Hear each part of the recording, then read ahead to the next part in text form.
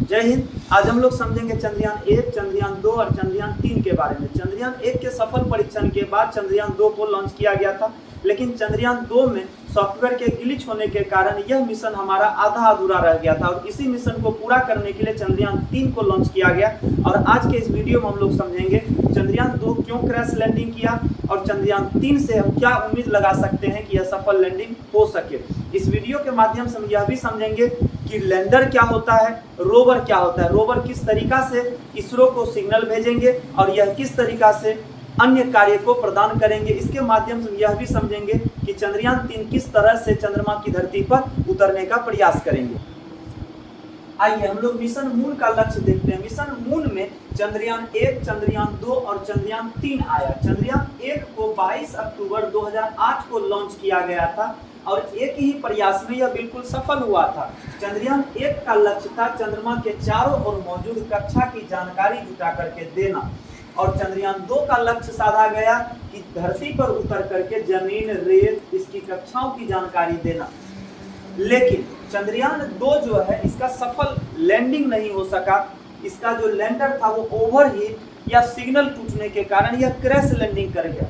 22 जुलाई 2019 को जब चंद्रयान 2 को लॉन्च किया गया था तो लगभग 26 से 27 दिनों तक यह बिल्कुल सही कार्य किया, यह बिल्कुल सही दिशा निर्देश पर चला। लेकिन इसका लैंडर जब चंद्रमा पर उतरने का प्रयास किया तो उस समय इसका लैंडर क्रैश लैंडिंग कर गया। इसरो के अनुसार कहा यह भी जाता है कि इसका इंजन ओवरहीट कर गए थे, इसका सिग्नल टूट गया था, या ऐसा भी संभावना आंका जा रहा है कि जिस समय लैंडर चंद्रमा पर उतर रहे थे तो उस समय वहां जो थ्रस्टर इसके चालू हुए तो धूल कण जो हुए वो सिग्नल को, वहां कैमरा को ग्लिच कर गए और जिसके कारण से वो क्रैश लैंडिंग कर गए। और वैसे भी इसका सिग्नल भी टूट चुका था जिस कारण से इसरो वाले इसे सही से कमांड नहीं कर सके। चंद्रयान 2 को पूरा दिशा निर्देश दिए थे डॉक्टर के शिवम, लेकिन इनका दुर्भाग्यवश रहा चंद्रयान 2 का मिशन सफल नहीं हो सका। और इसी असफलता को देखते हुए इसरो ने पुनः चंद्रयान 3 को लॉन्च किया और चंद्रयान 3 का पूरा कमान एक महिला वैज्ञानिक के हाथों में सौंपा गया। अब देखने की बात यह है कि चंद्रयान 3 क्या चंद्रमा की धरती पर उतर पाता है या नहीं, लेकिन फिर भी हम लोग उम्मीद करेंगे कि इसका सफल लैंडिंग चंद्रमा की धरती पर हो सके और भारत पूरे विश्व में ऐसा चौथा देश बने जो कि चंद्रमा पर कोई लैंडर और कोई रोवर को उतारा हो। चलिए आगे हम लोग देखेंगे। ये जो फिगर आप देख रहे हैं ये चंद्रयान 3 का है। चंद्रयान 3 में कुल मिलाकर के 4 इंजन लगे हुए हैं। 4 इंजन कहाँ है इसको सही से देखें। इसके बीच में जो आप देख रहे हैं ये है LVM3M4।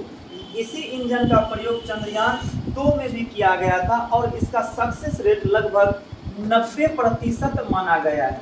इससे पहले 6 परीक्षण हुआ था, 6 परीक्षण में यह सफलतापूर्वक कार्य किया था। इसे हम लोग लिक्विड इंजन भी कहते हैं। यह इंजन सेकेंड फेज में कार्य करता है और इस इंजन के दोनों तरफ जो आप यह देख रहे हैं ये है रॉकेट बूस्टर।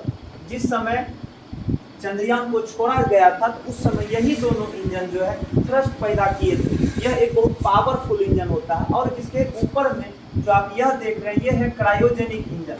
ये इंजन सबसे लास्ट में काम करता है और इसी के अंदर में लैंडर और रोवर मौजूद होते हैं। लैंडर का काम होता है चंद्रमा की सतह पर लैंड करना और रोवर का काम होता है चंद्रमा की सतह पर उतर करके वहां की जानकारी को एकत्रित करना और लैंडर को देना। लैंडर ऑर्बिटल को सिग्नल भेजेगा, ऑर्बिटल इसरो को सिग्नल भेजेगी। चलिए हम लोग समझते हैं चंद्रयान 3 किस तरह से चंद्रमा के धीरे धीरे करीब जा रहे हैं और यह किस चरण में कार्य करते हैं। सबसे पहले जिस समय इसे लॉन्च किया गया तो उस समय सिर्फ इसका रॉकेट बूस्टर चालू होता है। रॉकेट बूस्टर जो कि आप देखें इसके दोनों साइड में ये बूस्टर लगे होते हैं। यह बहुत हाई थ्रस्ट उत्पन्न करते हैं और जिस समय यह लॉन्च की गई लगभग 45 किलोमीटर तक ही सिर्फ यह चलता है और 45 किलोमीटर तक इसकी चाल होती है 1627 किलोमीटर प्रति घंटा के चाल से। उसके बाद 45 किलोमीटर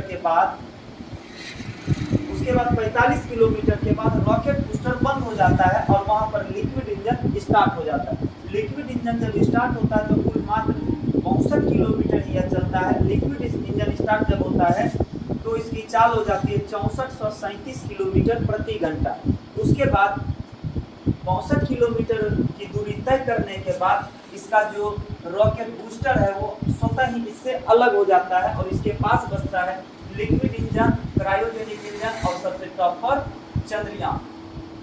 उसके बाद 115 किलोमीटर की दूरी जब तय करती है, चंद्रयान का हीट शील्ड खुल जाता है। हीट शील्ड क्यों खुलता है? जिस समय लॉन्च हुआ इसमें बहुत ज़्यादा हीट एब्जॉर्ब हो जाता है, क्योंकि इससे बहुत हाई थ्रस्ट उत्पन्न होते हैं, इसमें बहुत तेज़ी से आग लगते हैं, इसलिए इसका हीट शील्ड अब खोल दिया जाता है। क्यों खोला जाता है? ताकि चंद्रयान को टेम्परेचर के कारण किसी तरह की दिक्कत न हो।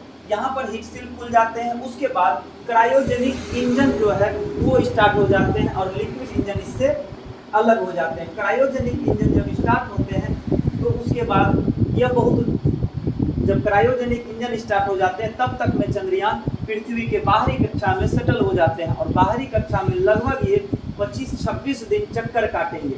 उसके बाद कक्षा में फिट होने के बाद क्रायोजेनिक इंजन भी इससे अलग हो जाते हैं और उस समय इसकी चाल होती है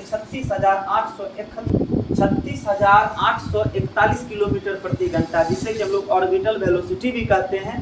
आज के समय में, अभी के समय में जो आप चंद्रयान देख रहे हैं, यह पृथ्वी के बाहरी कक्षा में एक ऑर्बिटल वेलोसिटी के साथ चक्कर काट रहे हैं। लगभग 25-26 दिन चलने के बाद ये होंगे क्या, धीरे धीरे चंद्रमा की कक्षा में यह सेटल हो जाएंगे और वहां पर उसके चारों तरफ घूमने लगेंगे।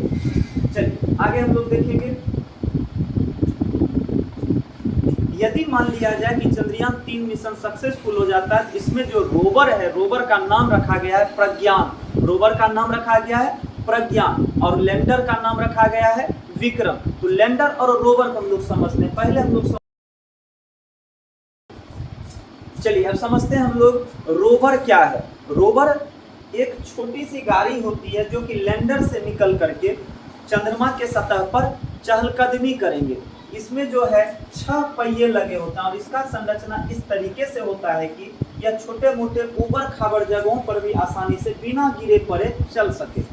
इसके अंदर में आप देखेंगे क्या, बहुत एडवांस टेक्नोलॉजी के कंप्यूटर्स लगे हुए हैं और उसके बाद इसमें 2 नेविगेशन कैमरा लगे हुए। यह कैमरा कोई छोटा मोटा कैमरा नहीं है, यह कैमरा बहुत एडवांस टेक्नोलॉजी का कैमरा है। वहाँ के टेम्परेचर को डिटेक्ट करेंगे, वहाँ के ऑब्जेक्ट को समझेंगे और वहाँ की इन्वायरमेंट को सही तरीका से समझेंगे और वहाँ की जानकारी को अपने कंप्यूटराइज प्रोग्रामिंग में करके यह इस एंटीना के माध्यम से सिग्नल लैंडर को देंगे और लैंडर पुनः ऑर्बिटल को देंगे और ऑर्बिटल पुनः इसरो को जानकारी भेजेंगे।